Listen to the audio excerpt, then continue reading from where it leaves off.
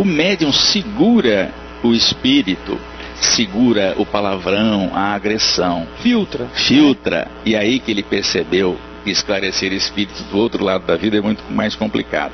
Porque o espírito, com o dedo em riste, apontou a ele e disse o que ele queria. Não teve filtro. Foi direto ao assunto, como a gente costuma dizer. Foi aí que ele percebeu a importância do trabalho mediúnico na Terra, que nos preserva dessa agressividade dos espíritos, e nós podemos ajudá-los aqui enquanto encarnados, né?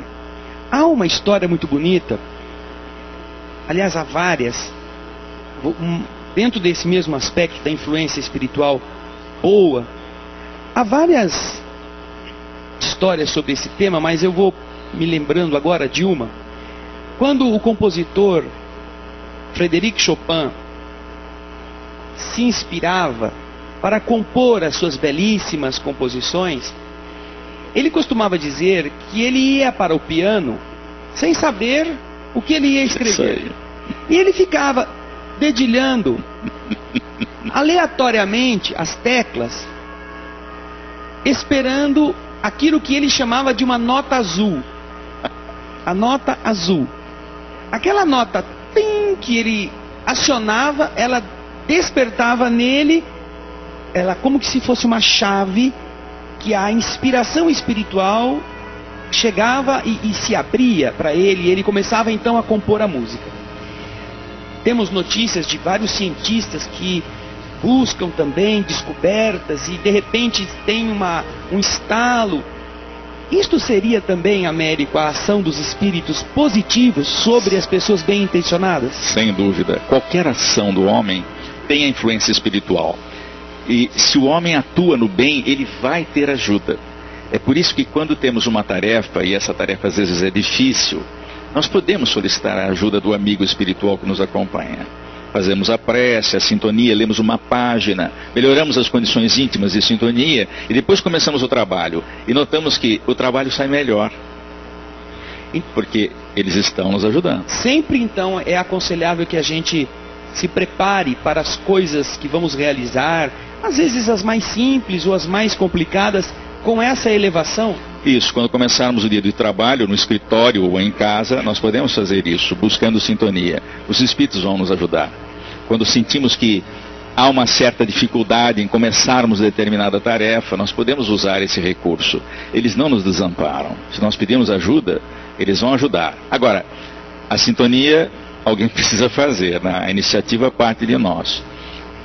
Agora você vai ver, então, falando desse tema, da elevação de pensamentos, de vibrações, porque isso nos ajuda, você vai ver uma imagem interessante. Uma cidade com uma rua, como todas as cidades têm, e duas casas.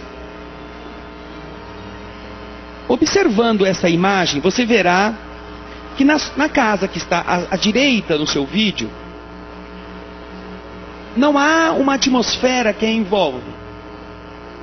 Na casa que está à esquerda, existe uma coisa diferente.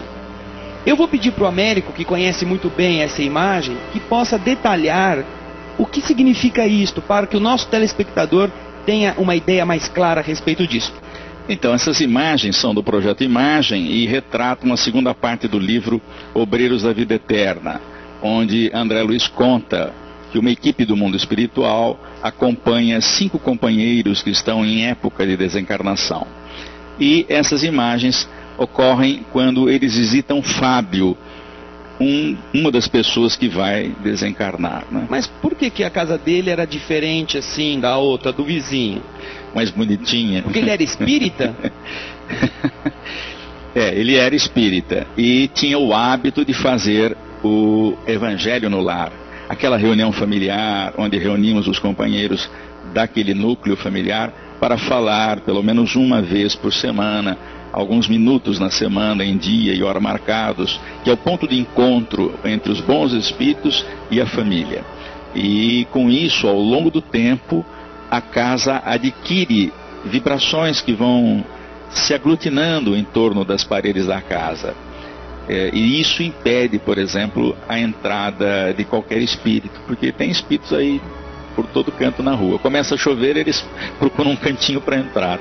Você pode pensar que isso é brincadeira, mas não é. André Luiz relata, se não me engano, nesta obra, que nas cidades onde não há, obviamente, uma elevação de pensamentos e de fluidos, muitas entidades perambulam a esmo pelas ruas, acreditando que ainda estão vivas. Não é verdade? Exatamente isso. E aí, quando ameaça um temporal, Américo, o que acontece? Eles procuram um guarda-chuva? É uma correria também, porque eles ainda sentem a ação do tempo. Então, a tempestade muito forte causa medo ainda, causa a nós outros, qualquer um de nós que enfrente uma tempestade por aí, às vezes até no trânsito, sai correndo para se proteger. Isso acontece com os espíritos. E eles procuram qualquer casa para entrar. Naturalmente, as casas que têm o hábito de fazer o evangelho no lar ficam mais defendidas, não é? Também é uma defesa que pode cair a qualquer instante, porque é preciso manter a defesa do lar, não é? Toda pessoa tem que ter esse cuidado. Nós temos que estar sempre vigilantes. A advertência é de Jesus. Isso. Orai e vigiai. Então, aquela atmosfera que você vê ao redor, o Raul vai pôr de novo a imagem para você ver. A casa da esquerda, pode observar, ela tem um halo. Os espíritos que estão vagando pela rua passam pela casa do Fábio e não conseguem entrar, porque há uma proteção vibratória que o Fábio e a sua família construíram junto com os amigos espirituais. Tanto que, se você olhar pela janelinha, olha lá, ó, na janelinha você vê da rua os espíritos amigos que estão lá ajudando o Fábio. O Fábio está em um processo de desencarnação. Agora, no vizinho, nada feito. Pode ver as entidades entrando, passando pela parede, passando pela porta, não importa por onde, os espíritos penetram, porque não há defesa vibratória. Não é porque o Fábio era espírita, ou porque ele era de uma religião especial, não, é porque ele e seu lar estavam em sintonia com as forças da bondade, as forças do amor. A maioria das pessoas não se ocupa disso, e então ficam à mercê desse tipo de companhia, porque aonde nós vamos, elas vão conosco, não é, Américo?